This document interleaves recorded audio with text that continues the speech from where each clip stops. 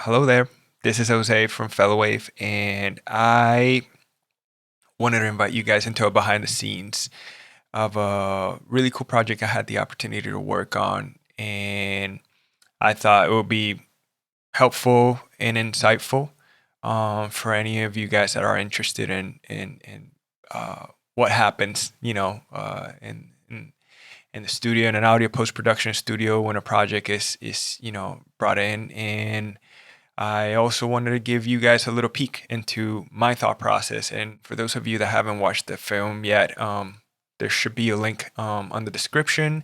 So our client was a fly fishing rod company based in Georgia. And for film one, we were after this very small trout that you can only find in very remote places and little rivers and creeks up in the mountains, either in Georgia or the Carolinas.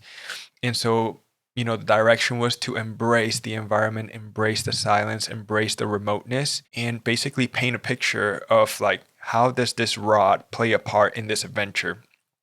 And so one really cool thing that I noticed throughout this film is a specific theme, and I'd like to discuss that theme with you guys. So let me just bring you guys into my session, and I'll discuss, more in depth, everything there.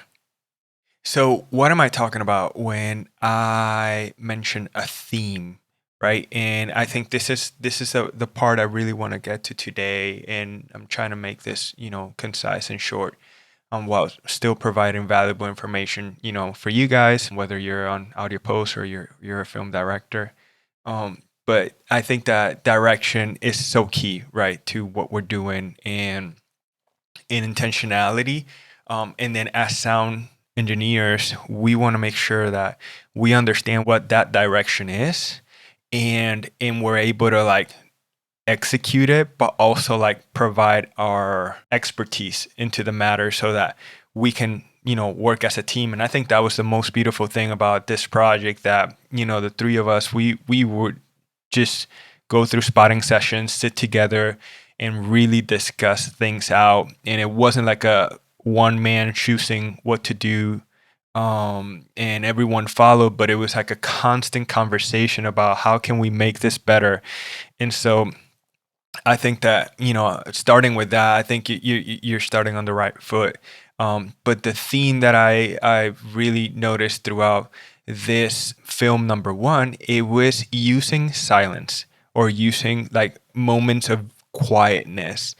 And I think that what makes that special is the fact that if something is loud, you try to walk away from it, or step back. It's too much. But when things are more quiet, you tend to lean in, right? And so that's the whole purpose behind using that approach in within your story, because you have moments that are going to be loud, and then if you get to have moments where are quiet, then you're adding dynamics to your project, right? And once you add dynamics, you can really bring in the viewer in through this flow. And I think that a story is better told when using dynamics. So anyways, let me just show you really quick some of the stuff that I'm referring to. So I want you guys to go watch the film, so I'm not going to be playing the whole thing here. I'm just going to focus um specific parts, and just to bring my point across. And if you guys have any further questions, more technical stuff, or even just want to chat, I'd be more than glad to do so. So don't hold back on reaching out. So, okay, this is probably scene number two, but we are building up through a number of scenes where the character is getting ready for this adventure. And so we kind of like intentionally create this chaos, and then suddenly we pull everything back, almost like a vacuum, into this moment where the character is finally in the place fly fishing. And when he's there, you're pulled into this moment because of what I was just mentioning, the use of silence and quietness. And I remember for this specific part, Corey wanted some seconds of quietness, and I explained to him, quietness in film is not the same as quietness, out here. Like here, you're gonna hear room tone and all that.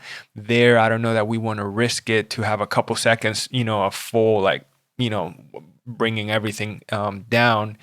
And so this is what I was talking about. It was a conversation where we could both, he could provide his guidance of this is how I'm picturing it, this is what I want. And I was able to provide my expertise and say like, okay, like how about if we do this in a way where it will be effective without damaging the story that we're trying to tell. So let me just play that for you.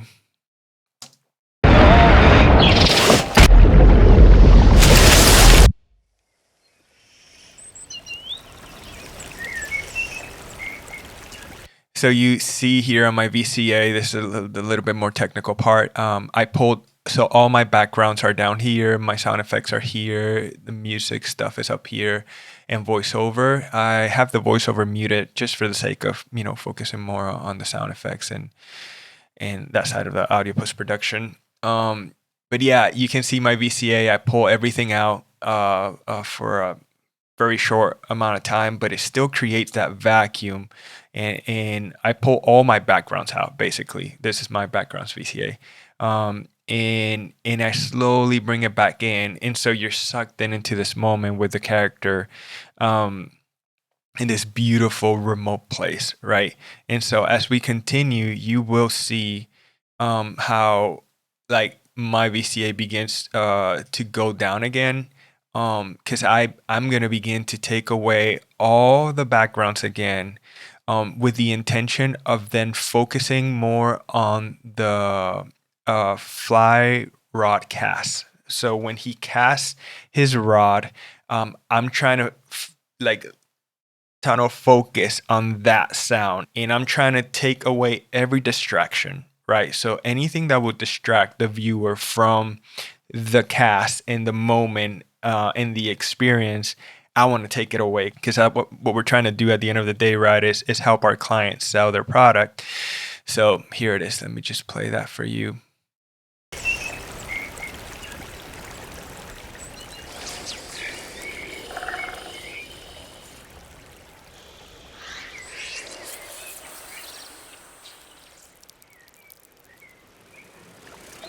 And then you notice how I brought everything back.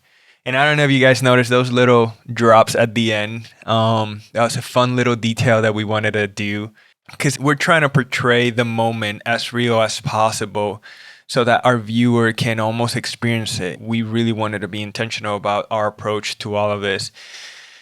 So you see in these two moments where I am bringing and I'm using quietness and dynamics, to bring in the viewer. And this last part that I'm going to share is another moment where I thought the direction, specifically shout out to Corey for the direction and ideas from Shane Miller as well. This moment, you're going to see this little creek flowing, but then it has these little insects flying on top of it, which I believe those are the insects that the fish actually eat.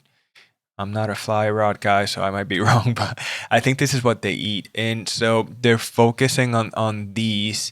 And so the approach was to actually pay more attention to that, sonic wise, than the water or even the backgrounds of the birds and all of that. And so it's, yet again, I will let you watch it and you be the judge as to how unique it makes the scene, because it's not your average scene with water sound and like ambient, but you're being able to be detailed about what it is that you're portraying, the story that you're trying to tell, right?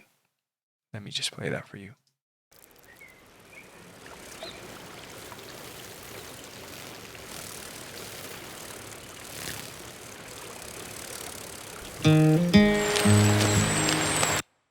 And there you go. Yeah, you heard the little insects flying, the water, very subtle in the background. It's the little details like this that make a project more intentional and a story told well, in my opinion.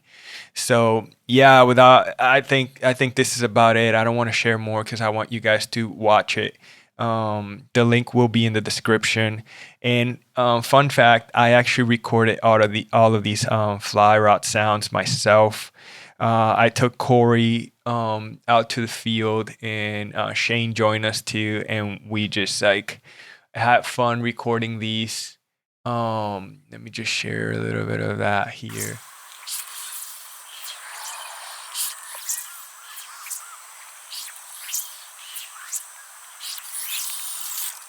That's like a cast, fast stripping, fighting a fish kind of thing.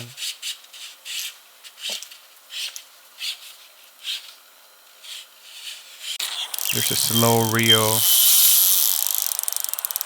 I mean, I recorded a bunch of stuff I thought will make the whole piece even more, organic and realistic and almost branded to a certain degree, because we try to use the right rods and everything for the recording. So, anyways, yeah, I the entire project was such a pleasure, and this is just film number one. I'm hoping to maybe do this for film 2 and 3 as well. Um, so stay tuned for those. And yeah, if you have any questions, it doesn't matter if it's coming from if you're more in the sound design or audio post production and you want to get a little bit more technical and want me to share a little bit more, I'd be glad to try to, answer any questions and show anything. So feel free to ask those. And if you're more on a place of like you have a project and you're trying to lay down the proper sound, or you even considering maybe sound, maybe not.